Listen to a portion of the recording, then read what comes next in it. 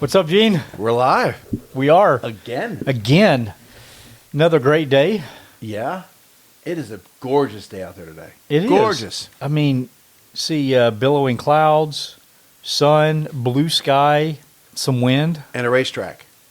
And a racetrack in the middle of nowhere that is one of my favorite tracks. Yeah, we're here again. And another driver who just won't let people pass. Oh man, yeah, we'll talk about the driver. We'll start having a what is that kind of list like a blacklist? Well, I was thinking like a Hall of Fame list, but being funny about it. Yeah. We met last night, came out here, and then you went. I stayed here. I'll tell you about my night. Oh boy. Then you went to the I'm nothing but a hound dog. I don't know why he called my room the Elvis room. I don't know what Elvis and 111 have to do with each other. I just when I pictured that when you told me, I'm thinking like a heart-shaped bed, which Gene would fit. He would love that. For sure. Then you would have like red velvet window treatments. Obviously. And then there's some type of music that you play, and the only thing that plays is Elvis. That's kind of what I was envisioning. Well, I had a guest in the room, though. Oh, I had a guest do in the tell. room. Oh, nice. I have no idea. Well, actually, I didn't know what insect this was. It's got 85 legs to it. Ends up being a I think they call it an interior caterpillar, something like that. Interior caterpillar, not to be confused with exterior caterpillars. Apparently, it's very fast, and it disappeared on me. So every time I wake up in the middle of the night, turn over, I'm like freaked out a little bit. Like, is it touching me? Is it touching me? See, I can't. That stuff. I mean, I don't mind it. My daughter would not go to bed. Liz, no. Alexis, she'd sleep in the car. Yeah, I slept great. I don't like that kind of stuff. I don't either, but I've slept worse. Yeah, definitely slept worse. Much worse conditions. But so you had a friend there. I had a friend in my $65 a night room that was probably overpriced by half. Okay, now that's funny you say that. But I'm not going to complain about it, though, because it's better than the front seat of my car like last year. That's true. It is true. But it's funny that you say it's about twice as much as it should be. Okay. Why? Because one of our members, one of our fellow colleagues, oh yes, said that he told the guy that he's underpriced by at least $20. 65 to 85. Okay. So I'm but wait, hold on. He told the business owner that is underpriced? Yeah. Okay. Yeah, all right. So I think he tipped him. Really? I think he said he tipped him. So no, I did not. Hearing the way that you've described the room, I think the $50 to $60 range is probably pretty apt. Yes. I don't think in the 85 range is probably. No. So Gene, okay, we'll come back to it. But Gene said last night when he left, "I'll see you tomorrow at 7:30." So when he told me that, I made a mental note. You know better. And I said, I bet you Gene will be here around 8 o'clock. This morning, Ben pulled in at like 6:30. I know. He was super early. So he pulled in, and then Rob pulled in, I don't know, 7-ish, 7:15, somewhere around there, right? So I was talking to Rob. Can't be that, because he left. So I think around 7:15, because he texted me at 6:58 morning, leaving in 5 minutes. I was still asleep at 7 a.m. So, but I got up. I got up at 7:15, and I sent him a note at 7:18. Or I probably got up at 7:10. 8 minutes, because I was already ready to go. Brush my teeth, change clothes. 7:18, out the door. I did not get here at 8 o'clock. There's no way. Because it's 7:18 is when I left. It wasn't 7:30. You were late. No, it wasn't 7:30. It was probably 7:40, though, I'd imagine. Yeah.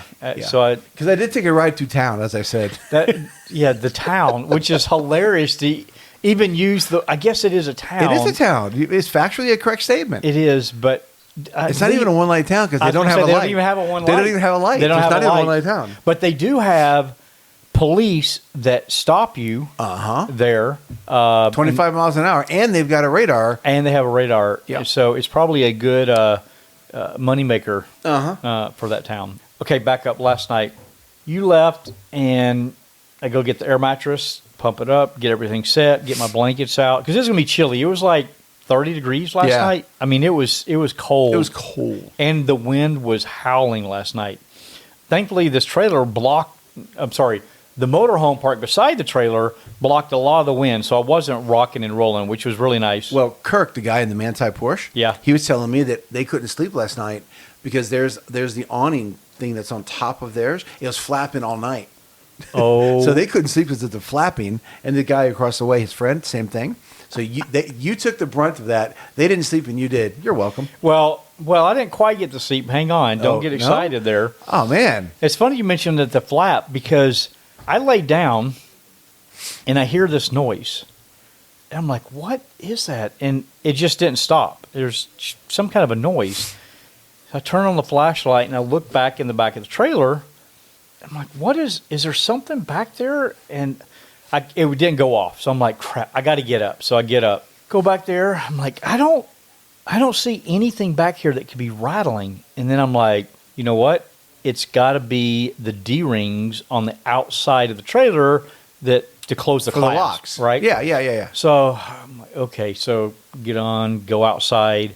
And sure enough, it was and I've got 4 of them, right? 1, 2, 3, 4. So I pull those off, come back inside, dead silent. I'm like, okay, good. Perfection. So I lay down. That was about 10:30. Okay, so I went to bed pretty early.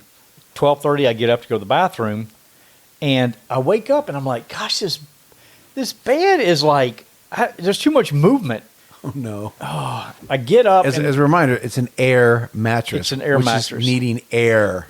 And it was taut when I filled it up, okay? I push and, it kind of squishes on me. So I get up. It's 12:30 at night, so I don't want to turn the generator on to get AC to pump the air back into it. And I'm thinking, okay, it's only been 2 hours. It's a little bit squishy, but not too bad. It should be fine, okay? So lay back down. 2:30, I wake up. You're flat on your back, aren't you? My butt is touching the floor, and the pillow is behind my head, so it's cocking my neck up, right? So I'm like this. So very uncomfortable, like I'm kind of choking. So I push down and immediately hit the floor. So there's all this air out. So I try to slide forward to push all the air to the back, and I'm like, oh, okay. So it propped me up a little bit, and I doze off. About an hour later, 3:30, I wake up, all that air's gone. So I'm now kind of in this void little thing where it's sucked down to the floor, and it's Because air's on both sides of you. air's on both sides, and it's so uncomfortable. And I don't have anything under me except the sleeping bag, so Yeah. it's pretty cold because the floor is coming up. So crap. So I get up, get rid of the air mattress, and then I get the foam pads I use to put on the side of the car. You did not. I just laid that out, put the sleeping bag down. Why and do you, hold on. You don't, the compressor's not that loud. I'm sorry, the generator's not that loud. Why do you just turn that on for? I didn't want to, I didn't You're just want being a nice guy. I'm just being a nice guy. Okay. I just didn't want to, yes, it is a quiet generator, It's pretty quiet. but I didn't want to crank it at 3 o'clock in the morning. I mean, that's fair. I get that. I wish I had of it at this You're point. being very, very considerate of everybody. I was trying to be. So I slept on the foam pads. And Yeah, I would have turned on the it was generator, just so you know. not comfortable at all. So it was a pretty miserable sleep. And then I woke up at 6 o'clock. Surely it's not even morning yet. I look up and it's 6 o'clock. And I'm like, crap. Tried to lay there and I couldn't lay back to bed. I couldn't go back to bed. Why do you go sleep? You've got a 4-door truck. Why don't you go sleep in the Dude, back? I was thinking hard about it. When I lay down on the foam, I was thinking, you know what? I probably should go get in the truck, and I would have a much more comfortable. Because Gene did it last year. Not in my truck. No, but Gene slept in his vehicle last year, him being me, and it was better than sleeping in here with your snoring rear end. Well, mental note: find the leak, Yes. and patch it. Yes. Because that was not fun. I did not get very good sleep at all. Not very happy about that. So that was my night, and then I woke up at 6 o'clock. I walk outside at like 6:30, and Ben pulled in, so he was like super duper early. So then I'm like, all right, I got to get going. Got everything packed up, and then I brought, because I have to have my hot chocolate. Okay, I'm not a coffee drinker, but I like my hot chocolate. You are as addicted to your hot chocolate as I am to coffee. Yes, and I like to have That's it. a good but analogy there. You can't go, like you can go almost anywhere and get a coffee, and someone might have a silver bowl in it. Except for the town that we're in. That's why I went and drove through quote unquote town looking for something that was open. Nothing was open, by the way. No coffee joint at all. Yeah, so I wanted to be prepared this year because last year I wasn't, and I didn't have ability. They don't have anything here at the track. So I mixed up my milk and chocolate, got it all mixed together, put it in a metal container, put it in an ice chest, and then dumped a bunch of ice and then a bunch of stuff in it. And then I left it outside last night because it was going to be soaked. Oh, it's like a refrigerator. Yeah. So I get up this morning, and the thing is like ice cold. Brought my hot chocolate maker, poured it in. I had my nice hot chocolate this morning. You start off the day well. I started off. So that was That's that all was right. a good way to start off. So then Basically what that says is he planned I did very well. I did not. I planned. Gene Last didn't. year we came. I went and saw, like, we had all kinds of food. Man, and Gene, it was great. had Gene, everything last year. he had This year, all this like sandwich meats and chips. charcuterie board set up, and I had a professional chef come out here and saute. it was nice. We had meat and bread and cheese, and he had a We pretty had good spread. desserts too. Yeah. Yeah, this year I stopped off to get some, or to go to the bathroom, and I'm like, I'm gonna get like $40 worth of junk food. That's all I could get from there, and 'cause I didn't bring a cooler this year like I did last year. I was just in such a hurry. I did not plan correctly. That was kind of like me. I wanted to leave much earlier and then stop at a grocery store and get a bunch of stuff, but I was on calls. I was working until Yeah, me too. way later, and so then I left way late. Oh, I thought I would mention before we get back to the track, I called Gene on the phone, where I talked to Gene when we're driving. Coming down here, 2-lane highway, 2 lanes both directions, and I'm in the right lane, and I see an 18-wheeler that is merging.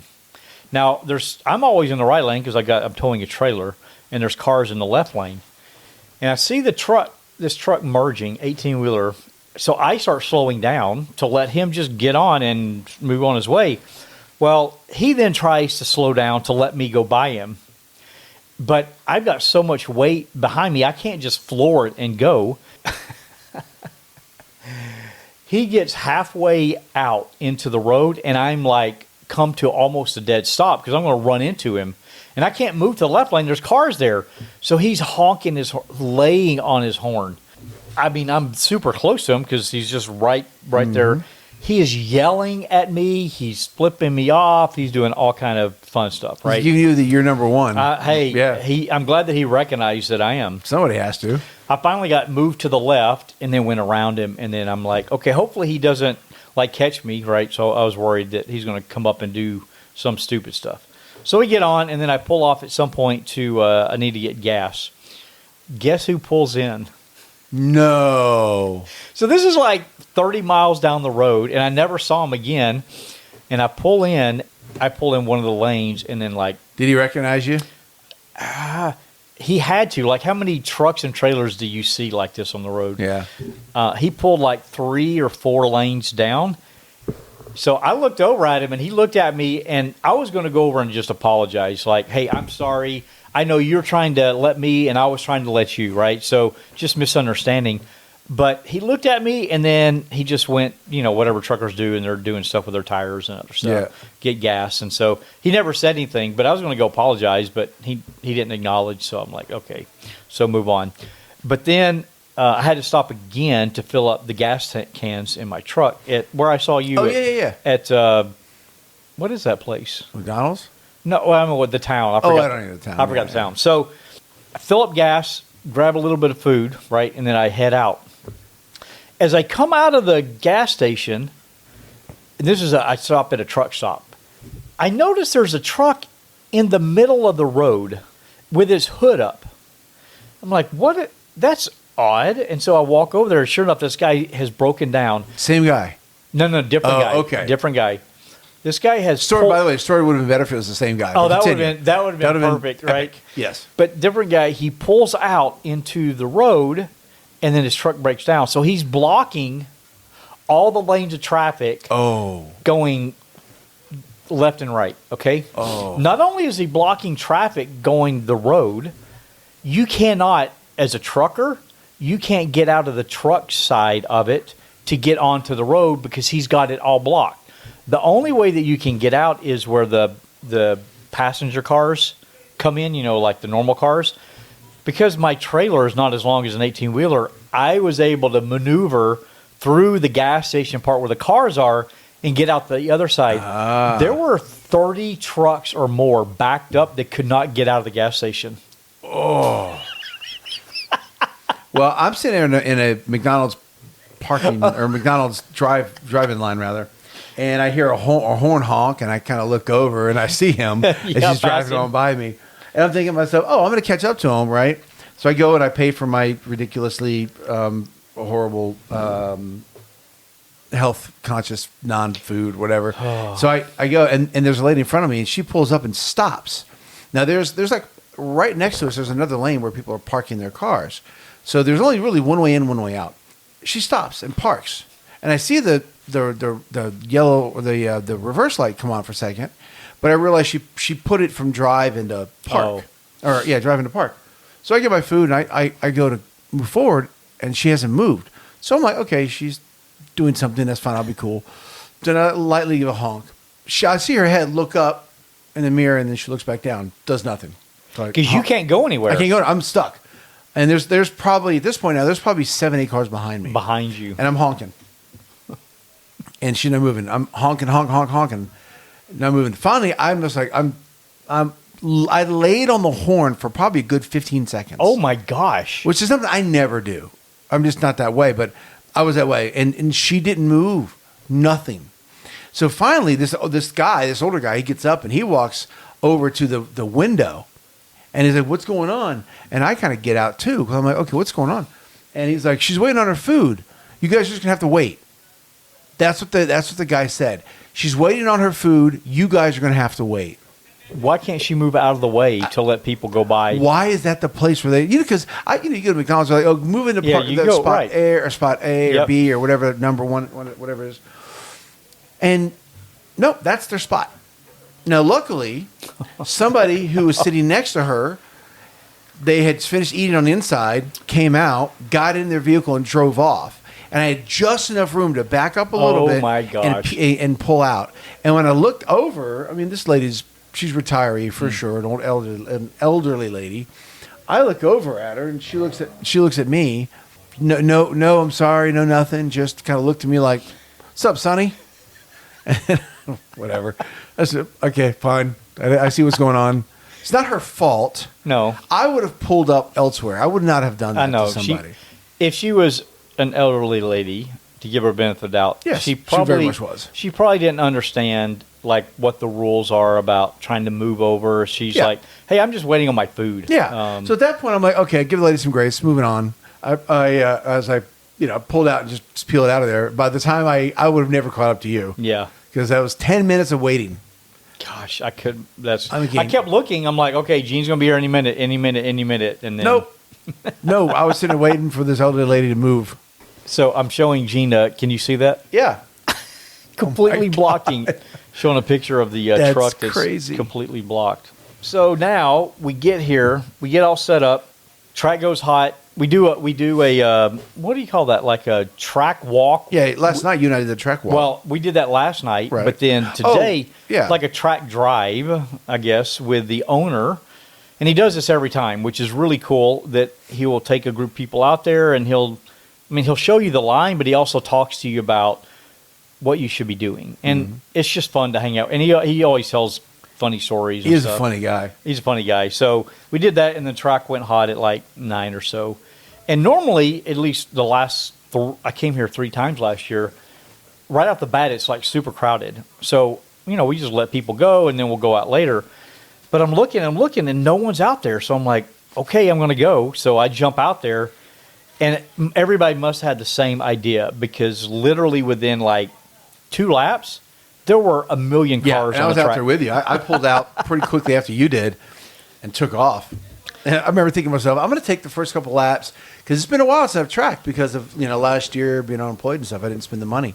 I got on the track thinking, I'm going to be chill. I'm going to pull like me at Washougal. like you, right?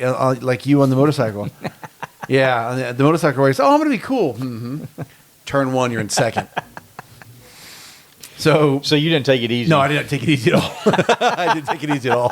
I just got out there like, yeah, whatever. I'm just going to do this. So there was a surprise for us today because we were expecting to go clockwise. Oh, yeah.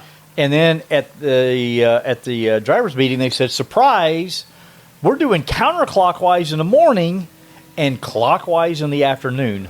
That was a bit of shock. I don't prefer that, but actually it worked out well because I got to work on my counterclockwise because the next track day here isn't until July. So that's a long time. So it's actually kind of good. So we got out there and we got three sessions. No, we got more than 3, didn't we? Did we get 4? I think we got 4 sessions. Okay. Yeah, we got 4 sessions So the first session wasn't really good. There's way too many people. I think my third session, so yeah, I guess maybe 4. My third session was probably my best. The last one, I just hit too much traffic. But my third session, there was enough times where I got a couple of breaks between cars that I was able to take 3 seconds off my my lap time. Nice. Which, I was talking to Gene earlier, and I'm like, is it because I'm getting to be a better driver, or is it the aero that I've now put on the car? Because the car is different. You've got the front aero, you've got the rear spoiler, which is going to make a big difference. Yep. Certainly you get the side skirts as well. All that stuff aerodynamically works together. I bet you it's a combination of both because, you've driven the car we came here last year, you drove the car a bunch. Oh, man, a ton. A ton. So I think you're just getting super comfortable in the car. It probably is. As well as some aerodynamic effects of the new carbon fiber. It probably, because when we came last year, I had done some track days at the Ridge, but a handful. Between April and April, gosh, I probably have at least a dozen days. Yeah. At least. It felt good, though. Yeah. I was able to put down some, Garmin tells me that I've got another 2 seconds that I can knock off. So but now we're going a different direction. Yeah. So that's right. It is funny how that different direction definitely going to change things. So we'll see how that goes. So how did it go for you? It was fun, man. It was really good. Once I had to trust, like you said this morning, on turn 6. 8.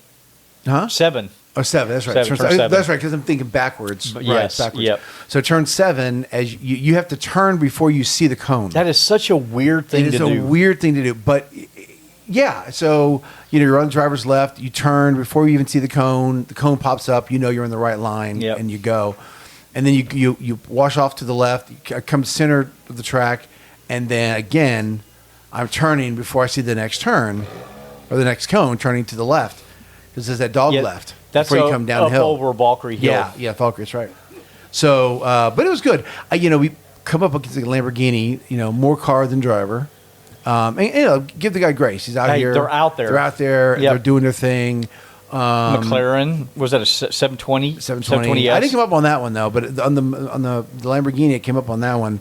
You can tell you putting down too much power out of some of the turns and it's getting squirrely in the back. So, but it took forever for them to give the point by, which is really annoying. It is. But I do also get it, right? Again, giving grace where grace is due. Probably not paying attention to the wheel, paying attention to the surroundings, the mirrors and stuff, because paying attention to not wrecking their $300,000 car. Yep. Which is always a good idea. Eventually passed that one. Couple sessions got behind the same BMW who would not let anybody buy. This is the new Mustang guy. It's the new Mustang guy. And number 61, silver Mustang or silver BMW. Just saying. And I'm not the only one. Now there's other people complaining. A couple other guys in Porsches are complaining. Yeah. This guy would have a train of people behind him. 5, 6 cars behind him, not letting anybody go. Finally letting people go. I would get behind this guy in multiple sessions. He couldn't walk away from me. He couldn't pull away. I would always reel him back in. So then I'd slow down. All right, maybe he'll see me if I slow down. And then I catch him half a lap later. And I did. And I would stay on him. He wouldn't do it. Finally, the last session, I got so frustrated with that, I just pulled off. I'm like, I'm going to go in the hot lap. As I pulled in, I'm like, I'm going to go to the bathroom instead. Well, I came up on BMW guy. One of the sessions, exact same thing. I was behind him and I was getting right on his rear end because at some point he knows that you're there, and if they're not letting you by, I guess he's just being I don't know, right? Why aren't you letting people by? You can see them. I can see, like you said, you see people look up. You can see people look up in the mirror, so they know you're there. So I'd start getting like right on his bumper, like in a turn. I'd come right up on him, and then he finally let me go by. But I had him, and then the Lambo guy. I had followed him for 4 or 5 corners before he finally pointed by, and I'm glad to see these guys out here. You know, I am group Porsches, McLaren, Lambo. It's cool to see them out here, but they've got to pay attention to what they're doing. Especially the cool thing I like about this track day is it's an open track. Yeah. No session. You go out when you want to go out, which means you can get as much track time as you want. I love that. That's the cool thing about. Oh yeah, 100%. The guy that puts this on, Colin, was really cool. Since you're mixed with different skill levels, those people have to always be attentive. Hopefully this afternoon things will get better and we'll be able to put down some hot laps. But there's some good cars out there. There's some nice cars out there. Some super nice cars out there. Yeah, I want to get behind the 720S for a bit. I know it's going to walk me like I'm standing still in the straightaway. He's a newbie. Oh, he is? He's a newbie. Yeah. Right, so too much car. Still I think he has an instructor with him. Oh, okay. Yeah, so well, that's good though. No, if you're going to have that car, that's the right thing to do. Yeah. Have an instructor with you because that car's insane. Yeah, that's a beast of a car. It is. So he's got an instructor. So if you ever came up on him, you wouldn't have a problem. Now straight away he picks up and goes like whoop. Yeah, he should. Sounds really good, but he's still not even pushing it because I passed him on the straight. Again, he's newbie guy, right? Yeah. If you got an instructor, so he's probably not putting it all the way down. So as we go through today, now we're going to go the opposite way. I'm really interested in turn 16 because he said that way, the way we're getting ready to come, yes, that's more dangerous. It is. Because people carry way too much speed through there. Yep. Like when we do it now, we're slowing down. We're slowing down. We know exactly where the FIA curve, the FIA curve is. Yep. We know that as it comes as it dips downhill because it is a downhill. Yep, downhill. We know that there's as you crest that, there's track beyond that. Yep. This is going to be interesting. So I'm probably going to be really cautious the first couple, session for sure. Not laps. First session, I'm going to be super cautious. Well, especially right there. He said that the reason why it's most dangerous is that so the wall will be on your left as you're coming through that corner, and if you drift wide and you get out in the soft, that your car can go sideways and then shoot directly in the wall. Kind of like David said what happened with him at Pacific. Yeah, that's right. And so that's the crazy thing is that you can't carry so much speed that it'll drift you off. But if you do, you need to stay off. Do not try to course correct with the steering wheel because you will shoot into the wall. Yeah, his thing is people, especially like Porsche owners, will look at it and go, oh my God, I don't want to damage any more of a car. I got to get off the dirt and get onto well, that's going to make you damage all the car. Not just some of the car. That'll get you damaging all of the car. Well, logically, it makes sense, right? Oh, I need to get off it. But no, you need to slow down so that you can slowly come back on. Right. But logically, like, I got to get back off it, and that's what. That's the right move. It's not the right speed. Not the right way to do it. You got to slow your speed down so you can get on slowly. You do. Okay, so we got that's coming up shortly. Yeah, getting ready to get on track. Yeah, so, you can hear people's cars starting up. They're starting to get out there. Yeah, we'll get out there. So I had one topic I want to talk about. All right, and it's about family members and cars. Any stories around that? And I've got a couple. All right. So I'll start off. Sorry, bud. I'm gonna have to call you out. Me? My son. Oh.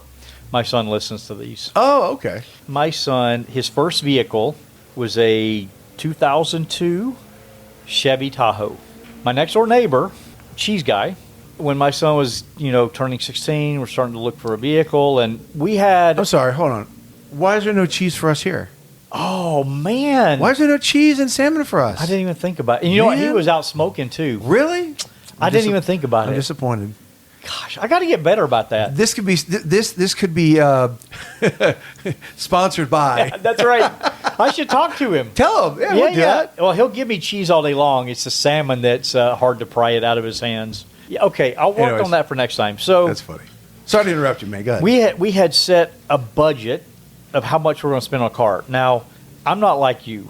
I have lower thresholds of which I will allow my kids a budget for a vehicle. Okay. Fair point. They have to come up with some of the money, I come up with some money, we go together. Or if they don't come up, then it's just whatever I'm putting in the kitty, right? When I was a kid, I don't know if we talked about this before, but my first car cost, I think, $700. Okay, now again, that was at least 2 or 3 years ago, right? So just a couple years ago. 1890 or something like that. So the Model T right off the cars original. were definitely cheaper. So I did an inflation adjustment of like what would that money count today. So we put a bulk of money toward this. Okay, I was talking to my next door neighbor, and he's like, "Oh, we're getting ready to sell this." I'm like, "Oh, I'm looking for one." So I buy this vehicle for him, 2002 Chevy Tahoe. It's just like our Tahoe that we have. My son's used to, he's used to driving that. Get him the vehicle, and I don't remember how long. Sorry, bud, but I want to say maybe a year, maybe less than that. I can't remember the time frame. He totaled the car. Thank goodness he's all okay, but this is really scary. He was coming, you go up to Carbonado, and you go through Wilkeson, and then you go a whole bunch of twisties. We've gone that route before. That route was beautiful. And we went up, he went up into Carbonado, and he's coming back down. As you come back down into Wilkeson, there's like a right, left, that type of system of turns coming down a hill. So he did the first one, was kind of veer to the left, to the right. Then it went to the left, and then it goes to the right, and it's a right that it kind of turns in on itself. So it's not like a gradual. It turns and then turns again, like not a double apex, but like that. Yeah. He must have been going. So it's a 90-degree change in direction. Yeah, it's a big change in direction, and the right side is you're against the hill, right? That means the left side there's a drop off, and there's a guardrail that goes around it.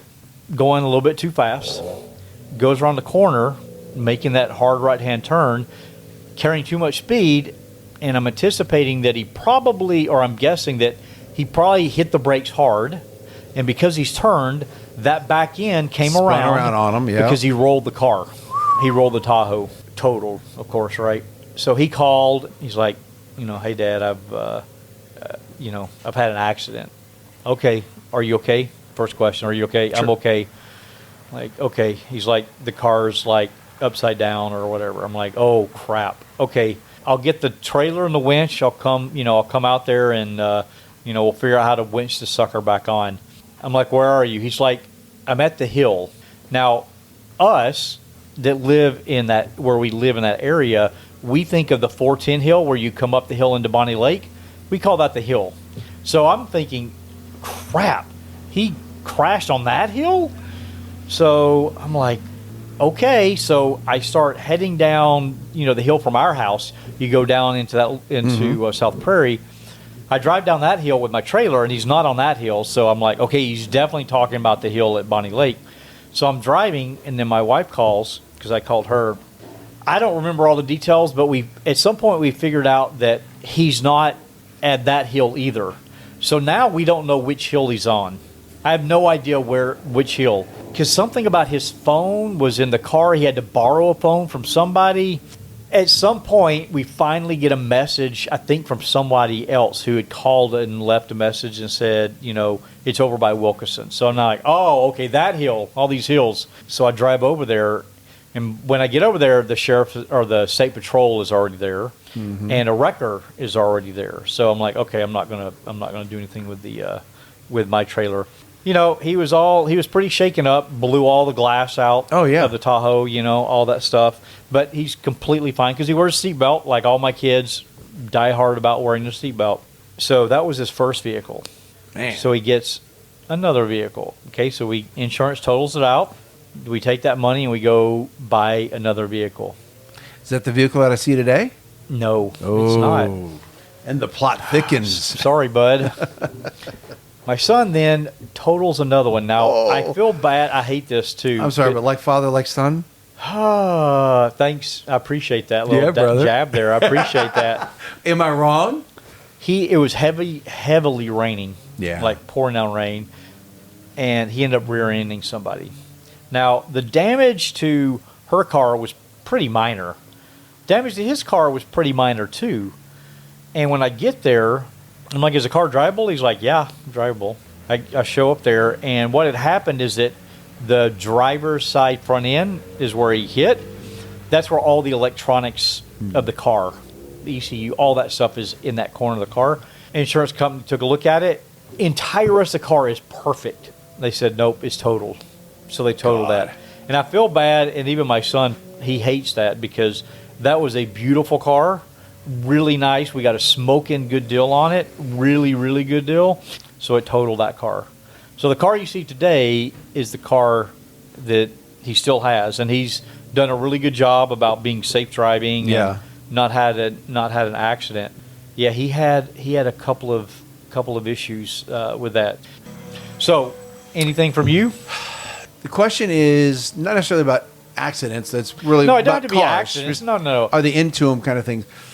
So my brother. So I said before oh, by the way. So talking about your son real quick. So I know you said you had a bunch of accidents where you got, but you're a good driver now. So you think about what you learn when you have those kind of accidents. It does teach you to be a better driver because you get more. Sketchy is a wrong word. You have more respect for the road. Yes. It's probably a better way of saying it. Yep. Right? Yep. You learn from it. My brother, he has had a lot of cars. Now, so have I. Liz and I have had a lot of cars. Growing up, my grandfather gave all 4 grandkids cars. He got an International Scout. Rusted door sills, orange, like this bright orange thing. Now it's rusty orange. Sitting in the field of my grandfather's lot in Brooksville, Florida. It ran, and that's what he went and drove in high school. He has had 4. He got 4 Jeeps in a row. I only remember 2 of them. He was like, "Oh no, I bought 4 in a row." Like, yeah, you had 4 Jeeps? He had 4 Jeeps, like almost all the same color. I'm like, why? Yeah, I just did. Oh, okay. So he had 4 Jeeps. He did have a pretty quick car. He had a the SR4 Neon. Oh yes, like right. That was our high performance one. Manual. He let me drive it when he moved to Daytona. High performance. I mean, relative, but right. But okay. As far as but this way, it was the highest performance Neon that they had. There you go. But it had some nuts to it. It was a pretty quick little car. So he's had a lot of vehicles as well. I think now he's got. Oh, he had a 50. Oh no, I'm sorry, 62 or 63 Bel Air, not a 2-door but a 4-door. And it's so funny too because his father-in-law rebuilt the motor for him, and it was on. He bought it with the motor on. Motor in it was running. Wasn't running great, so it was rebuilt. I remember it was on black. It was a very patinaed car, right? It's one of those you stand down a patina, spray paint it satin, and leave it. Yep. And he had these blankets in the back, like. Not like when I had my original car, right? My story. His are like ones you would get like in Mexico, very colorful, that kind of thing. So he actually used those as the fabric for the seats in the back and in the front. It was actually a really cool look. That's cool. Right? Yeah, I like that. Didn't tint the windows and had black wheels. It was lowered too. And those lowered, they had either heated the springs or cut the springs. Not the way to do it. So it rode a little rough. That's kind of interesting. Yeah, but that's the old way of lowering cars. It is. But it worked. And it looked cool, though. So he finally had the motor rebuilt, and it ran great. I remember we were pushing, I helped him push the car into the in-laws' garage one day so he could get the motor rebuilt. And that was the day he and I went to see our dad at the cemetery. Joe and I have this weird thing. We like to kick, or punch each other in the nuts, like the little backhanded bam all the time. Yeah. But hold on. There's a story to it. So I did that to him at my dad's crypt. So there's a picture of me doing that to him on the ground. Yeah, I know. I'm sorry, him doing that to me rather, with me on the ground. And then now, same day, we're pushing the car into the garage. And he's still pushing the car. My grandfather. And I wrapped him. Oh, my gosh. Man, you guys. I know. We're brothers. We have to. Oh my gosh. And I give him credit. He kept pushing, like his eyes are crossed. He was definitely in pain. He kept pushing to put the chalk blocks underneath there, and then he fell to the ground. Oh my gosh. It's so brutal, funny. man. It's brutal. We're brothers. We have to. It's fun. Oh my gosh. Yeah. So he's had a lot of cars as well that are. Now he's got a, I think it's a 72 or 73 Mercedes. He got a smoking deal on it. He negotiated a great deal on it, and it's got. I mean, he just had the whole engine rebuilt. He's had all new bushings put in on the car, so now it rides much nicer, right? All new polyurethane bushings, a little tighter than what it did before. He bought a stereo system. He and I went out and installed it in his car, and when I was there last September, and sweating everywhere, trying to find the wiring. Whoever wired the stereo system in there before, it was brutal. It had aftermarket in it. Aftermarket's a nice way of saying what it had in it. Okay. Yeah. So at some point we're like, we have to test out what wires go to where. Thinking, okay, let's do the fade. Okay, fade to the left. The back right speaker goes on. So at this point, he's like, screw it, just put it in. Well, I will rewire it later. And he has since rewired it, so now it's working right.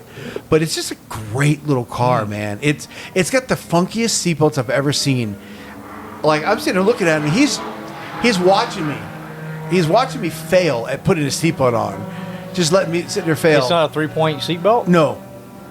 And it's got this weird little buckle thing that slides up underneath, and then you wrap it across and pull it again. It's a weird, very mechanical. That's factory? Factory. Oh, I have to look this one up. It's a very mechanical seatbelt. It's weird.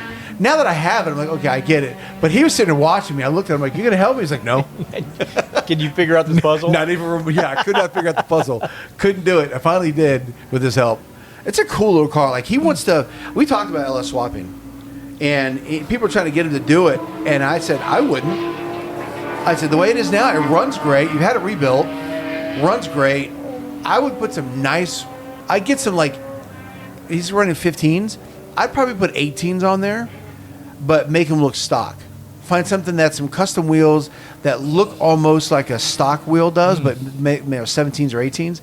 So that would look so cool, especially if you slam it. There's a whole form for it that he's working on. A 72 Mercedes with an LS swap doesn't seem like something that there's a guy that makes kits for it. That's interesting. Yeah, it really is a cool ride. Like I really enjoy riding in it, and it's very fillowy, right?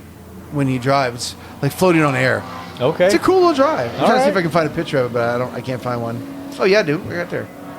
Well, what I figured that you were going to talk about. Oh yeah, I would keep that stock. Oh yeah, that's what he's going to do. I wouldn't put it. Yeah, that's a really cool little car. It really is a cool little car, man. Well, what I thought you were going to talk about, your strong desire and passion. Oh boy, here we go. For vintage seats. No, we're not doing that.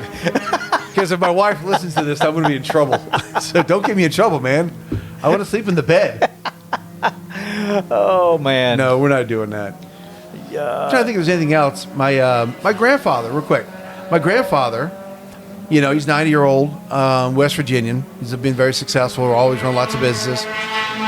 He has an 84 Scrambler Jeep that he put a 351 Windsor in that makes like 700 horsepower.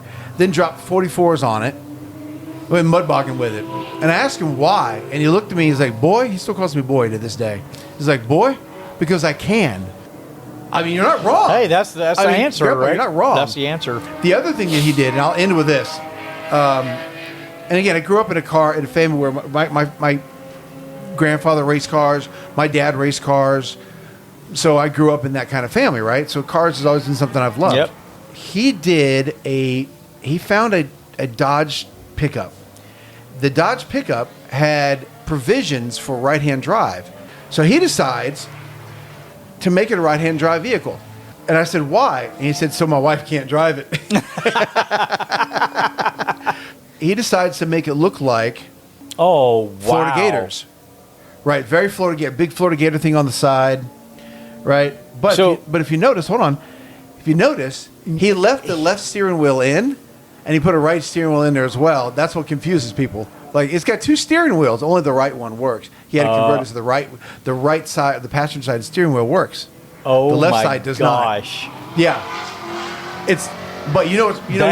I've never seen anything like that. He's so funny. Oh my gosh. Now, you know what he's got in it? Hemi. A Hemi. A big honking Hemi with big old pipes coming out the back of this thing, like a semi. Coming out the bed of the truck. The bed of the truck. Yeah, behind the cab. Yeah. It's a cool vibe. Like, if he wanted to sell it, drive it up there to Gainesville. He'll sell it in a minute. Oh, yeah. So is the paint job looks really nice. Oh, it's a very nice paint job. Oh, is it? Okay. Yeah. Big old Hemi in it. Oh, my. And again, Grandpa, Wow. why? And the answer is, boy, why not? Boy, why not? Oh, man. That's a funny old man. He bought my truck when I came up to Seattle. Yeah. He bought my truck from me. And I had 3-inch exhaust coming out the back. Nope. He welded in floors because they didn't have floors because it was a wood bed vehicle, but I hadn't put the wood bed in yet. Oh. So he welded in diamond plate and then cut holes and had exhaust run up through it. Now it looks like this one here. Oh, my gosh. Yeah, I don't like that part. I don't like that at all. Oh, man. But it's his vehicle. He can do what he wants with it. That's 'Cause, hilarious. boy, I can. All right, boy. All right, boy. I guess that's a wrap. Time to get on the track. Time to get on the track. All right. See ya. See ya.